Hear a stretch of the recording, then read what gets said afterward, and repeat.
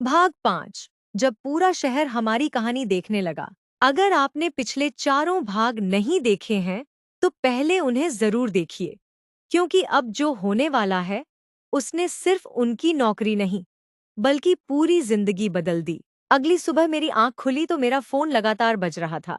दोस्तों के मैसेज, रिश्तेदारों के कॉल और सोशल मीडिया के नोटिफिकेशन रुक ही नहीं रहे थे। मैंने फोन खोला तो देखा, कंपनी के फेस्ट वाला वीडियो हर जगह वायरल हो चुका था।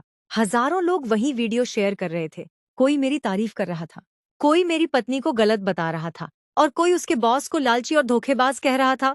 मैंने फोन एक तरफ रख दिया। मुझे किसी की सहानुभूति नहीं चाहिए थी, मैं सिर्फ सच सामने लाना चाहता था। तभी मेरे दोस्त का फोन आया। उसने कहा, टीवी चैनल वाले तुम्हारा इंटरव्यू लेना चाहते हैं। मैंने साफ मना कर दिया। मुझे तमाशा नहीं बनना था, लेकिन कहानी अब मेरे हाथ से निकल चुकी थी। उसी समय मेरी पत्नी की सहेली का फोन आया। उसकी आवाज कांप रही थी। उसने कहा, वो 2 दिन से ठीक से खाना नहीं खा रही, बस रो रही है, एक बार उससे बात कर लो। मैं कुछ देर चुप रहा। फिर मैंने कहा, जब वो हर दिन झूठ बोल रही थी तब उसे मेरी याद क्यों नहीं आई? अब मैं उसका सहारा नहीं हूँ। फोन कट गया।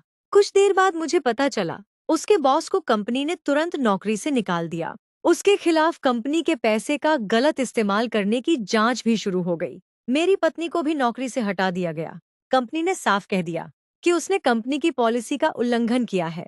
शाम तक एक और खबर सामने आई। उसके बॉस की पत्नी ने तलाक की अर्जी दे दी थी और कंपनी से हट जाने की भी मांग की थी। जिस आदमी को लगता था कि वो सबको बेवकूफ बना रहा है, अब वही हर तरफ जवाब देता फिर रहा था। मेरी पत्नी लगातार मुझे कॉल करती रही, लेकिन मैंने एक भी कॉल नहीं उठाई। फिर एक आखिरी मैसेज आया। उसमें सिर्फ एक लाइन लिखी थी, मैंने सब कुछ खो दिया, क्या अब भी मुझे माफ नहीं कर सकते? मैंने बहुत देर तक उस मैसेज को देखा, फिर बिना जवाब दिए उसे डिलीट कर दिया।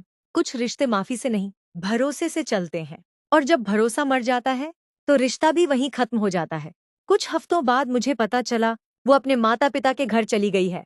उसके पास नौकरी नहीं थी, दोस्त नहीं थे, और अब वो उसी अकेलेपन में जी रही थी जो उसने मेरे हिस्से में छोड़ा था। उधर मैंने अपनी पूरी ताकत अपने काम में लगा दी। धीरे धीरे मेरी जिंदगी फिर से पटरी पर आने लगी। मैंने पहली बार महसूस किया कि कभी कभी किसी इंसान का चले जाना आपकी जिंदगी की सबसे अच्छी शुरुआत भी बन सकता है।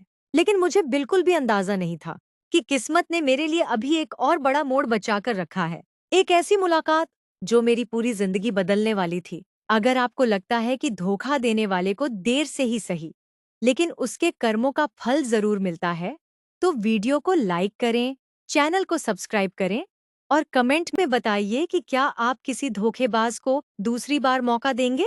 अगले और आखिरी भाग में हम बात करेंगे कि कैसे मेरी जिंदगी में एक नई शुरुआत हुई और धोखा देने वालों का आखिर में क्या अंजाम हुआ।